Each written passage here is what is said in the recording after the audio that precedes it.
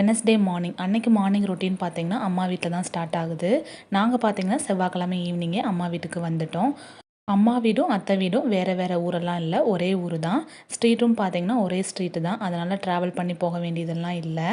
Morning அம்மா வீட்டில் breakfast பார்த்தீங்கன்னா சிம்பிளாக வந்து தேங்காய் சட்னியும் இட்லியும் தான்.